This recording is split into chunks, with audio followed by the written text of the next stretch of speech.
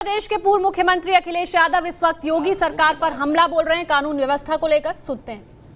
विकास होगा नहीं उत्तर प्रदेश में, लाखों मजदूर बेरोजगार हो गए, कहीं कंस्ट्रक्शन का काम नहीं चल रहा। जहां बड़े पैमाने पे कंस्ट्रक्शन हुआ करते थे उन जगह पर कंस्ट्रक्शन नहीं हो रहा, सड़कें नहीं बन रही, पुल नहीं बन रहे, और बिजली का इंतजाम पूरे उत्तर प्रदेश में जानकारी कर लें क्या स्थिति है। आप यहां से कह दें 24 घंटे, 20 घंटे, 18 घंटे, और बिजली का उत्पादन तो जो है सो है। कितनी बिजली खरीदी अब तो आंकड़े सामने होंगे। दिल्ली वाले भी बहुत ट्वीट करते थे कि बिजली हम पे खाली है, खरीद ले उत्तर प्रदेश सरकार। हम तो कहते हैं कि उत्तर प्रदेश सरकार को फ्री दे दो। किसने रोका है अब आपको? तो सरकार दोनों आपकी हैं, तार से तार जुड़े हुए हैं, सरकार भी एक हो गई। अब तो ट्रांसमिशन लाइन में कुछ नहीं, मिली हुई हैं सब, दे दो फ्री।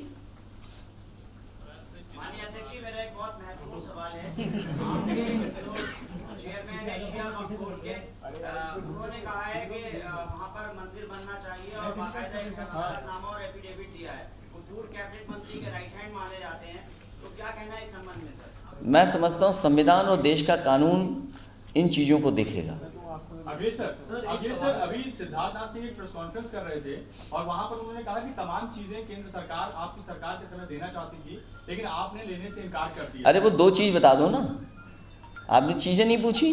मैं ये कहता हूं, मेडिसिन के लिए कहा, मैं ये कहता हूं केंद्र सरकार ने एम्स के लिए जगह मांगी, हमने फ्री रायबरेली में जगह दी, फ्री गोरखपुर में जगह दी, केंद्रीय विद्यालय के लिए जगह दी। हर जगह हमने पहले सिंचाई विभाग में खुलवा दिया केंद्रीय विद्यालय, उसके बाद जगह दे दी केंद्रीय विद्यालय के लिए।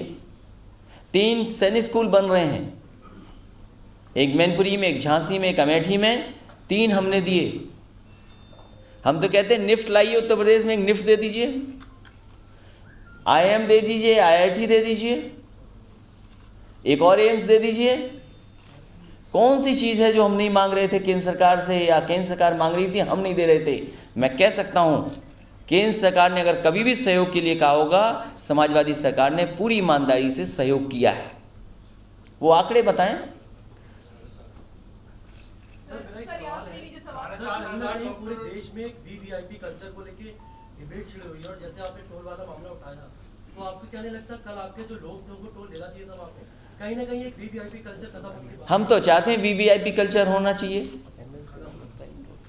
नहीं उन्हीं की बात कह रहा हूं मैं कि हमें एकदम सुविधा होती कि हमारी गाड़ी निकल जाती, हमारे लोग भी निकल जाते। तभी मैंने कहा कि आपने कम संख्या बताई, आपको 200 नहीं 1000 बताना चाहिए था। हम तो 1000 के लिए टोल देने के लिए तैयार हैं। अब उनसे सोचो वीआईपी कल्चर, जो जनता में गए थे कि हमारे लाल बत्ती मिलेगी, हूटर बजाएंगे। ये बताओ सरकार बनने के बाद किस पार्टी के सबसे ज्यादा विधायक पकड़े गए थे हूटर और लाल बत्ती लगा करके? आप बताइए। अब हम क्या बताएं, विकास रोकने वाला बजट था, विकास रोकने वाला बजट। एम्बुलेंस 1000 बढ़ा देते तो अच्छा लगता, उत्तर प्रदेश की जनता को और राहत मिलती। 100 नंबर वाली और 1000 गाड़ियां बढ़ा देते तो पुलिस और अच्छी हो जाती।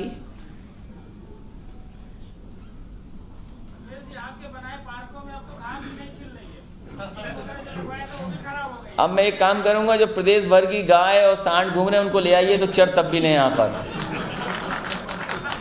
इतना सड़क पे गाय और सांड है जिसकी आप कल्पना नहीं कर सकते।